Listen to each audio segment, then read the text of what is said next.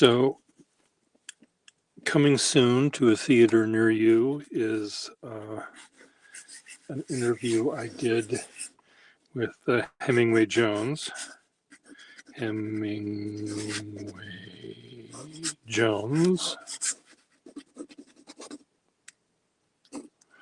Is that how he signs his name? I don't think so. How do you think Hemingway would sign his name? Hemingway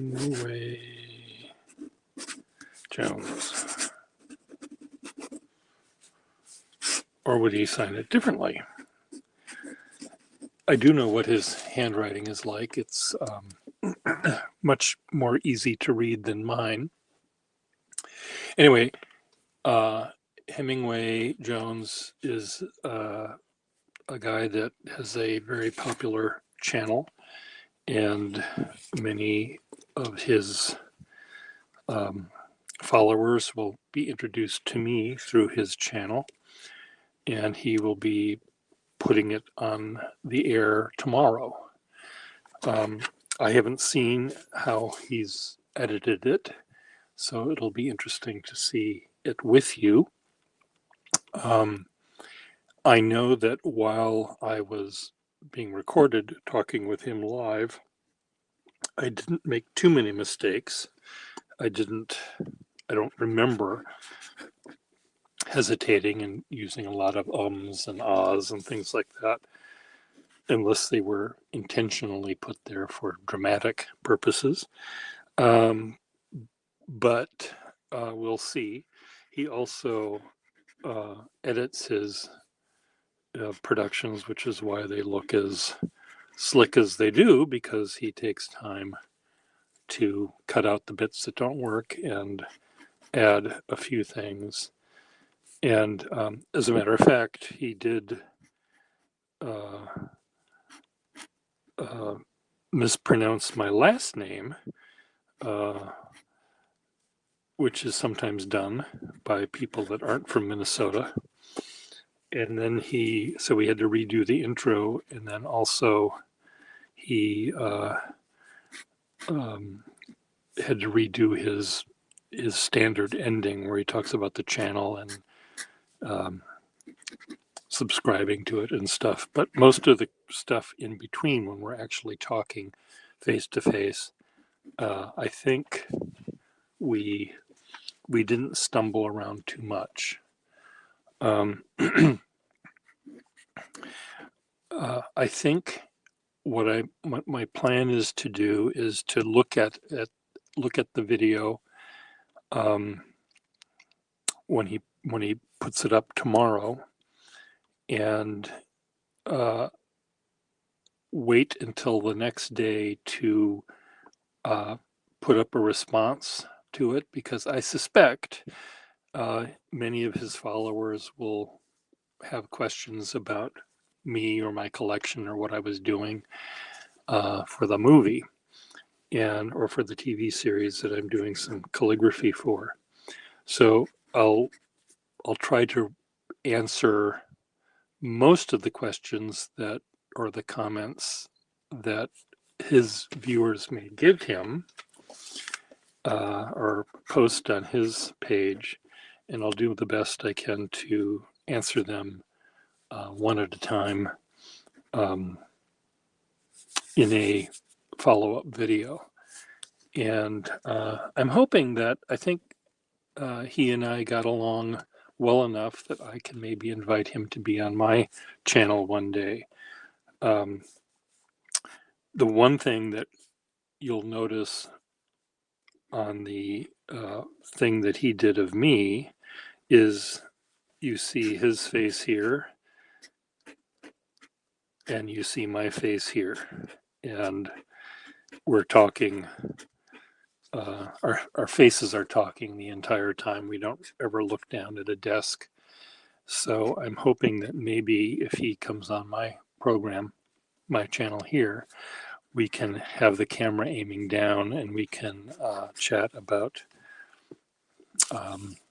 penmanship, or about how we make the capital letter D, or whatever comes to our mind that is based on this thing and the line that it makes. And I think that that'll be fun. The other big difference between, I think, his audience and my audience is he has mainly people that know and collect and use fountain pens that are newly made.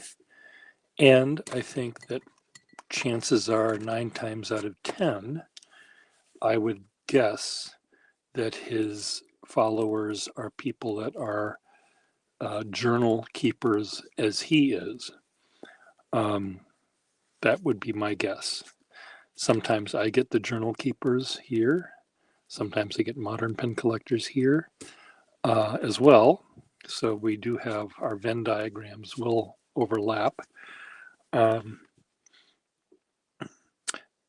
I think the biggest difference between how he and I approach using pens, I think, and he may correct me to my face or in a comment here or somewhere else, that I think he is a romantic.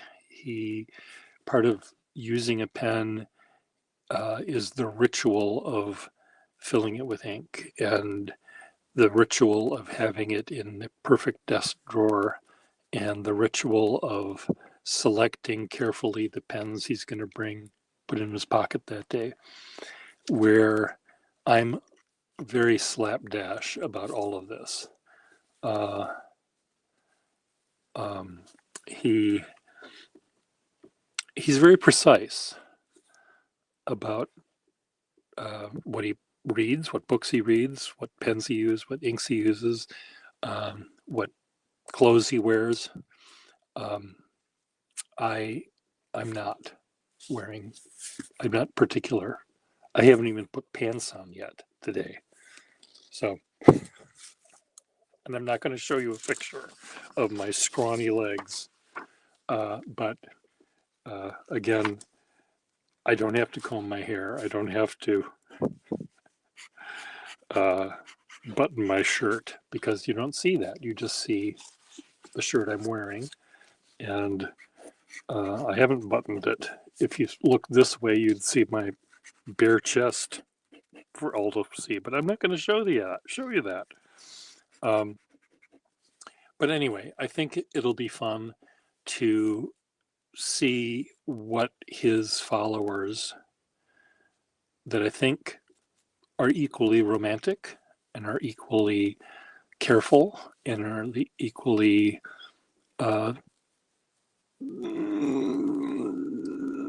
selective about the pens they're going to use for a particular task rather than me. So it'll be fun to see.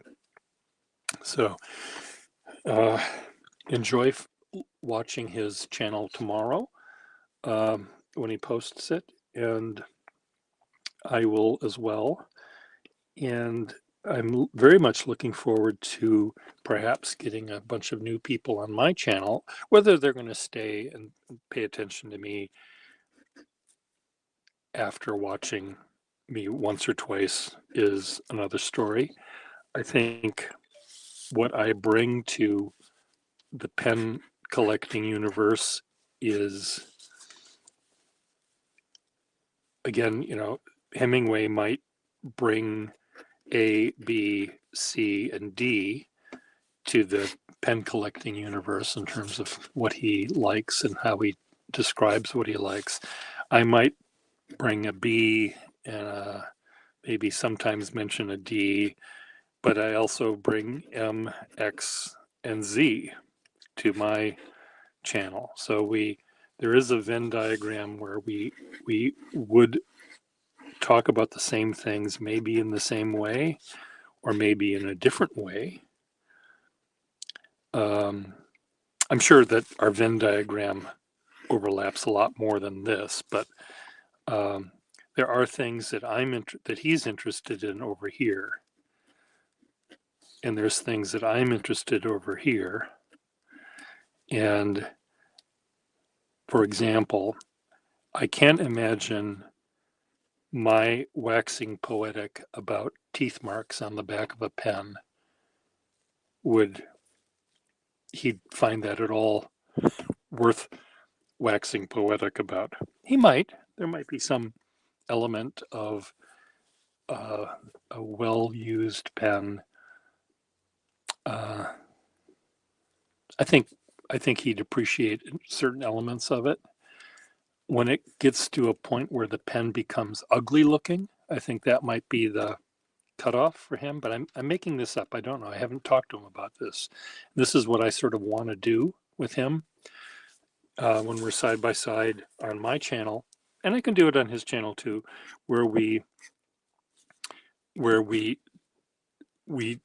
take these three things, the things we have in common, but the things about pen collecting and pen use that he loves that aren't as interesting to me, and the things that I admire or like or will endure or sometimes even seek out over here that he doesn't understand.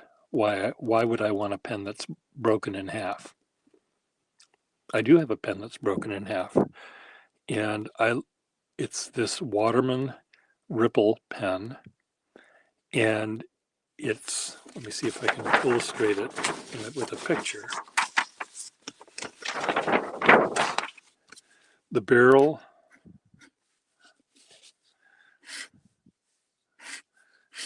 looks sort of like this. It's not quite straight across because it's broken in half right there. The lever is somewhere here. I don't exactly know where. Let's say the lever's here. But there's a piece of tape here, masking tape from 1920 or maybe 1950. And there's a big, fat cloth electrical tape, when electrical tape was actually made of cloth and painted with rubber on one side, so it doesn't conduct electricity, but it's cloth. So that's here, and it's the pen itself is very faded and very worn, but I love the fact that this person was either so attached to the way that pen wrote that he wouldn't think of buying a new one. He just kept using this old one. And I find that very charming, where I think 99.9999999 up to about 867 9% of pen collectors would not think about that aspect of this pen. They just say it's a piece of shit. They throw it away. But the idea that they might not look at it long enough to understand that this pen was loved by the owner for so long. Now, the owner might have not had any money to get a brand new pen. But I have a collection of pens that have homemade repairs on them. They might have string holding a cap together where the lip is cracked, or piece of wire holding the clip on where the rivets fell off. I find all of that really, really charming.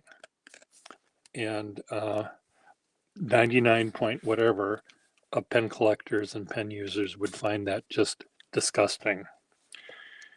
Like as disgusting as it would if they wore a pair of used underwear that hadn't been cleaned.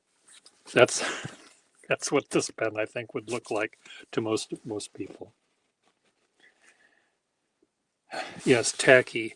I don't know if he'd use the word tacky. I think tacky to me implies an intentional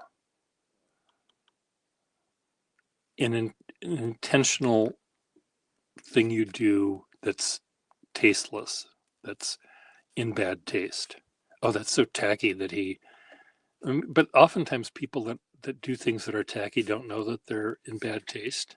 They think it's cool but it's actually tacky. Um, I think, I don't know how he would describe that. It'll be a question I'll ask him. How would he describe a pen that has teeth marks? Tasty. He might say it's tasty. Clearly, the person didn't mind it in his mouth. But anyway, it'll be interesting to see. So, Atomic, I'll see you tomorrow morning with a bunch of new people, perhaps. So, toodaloo.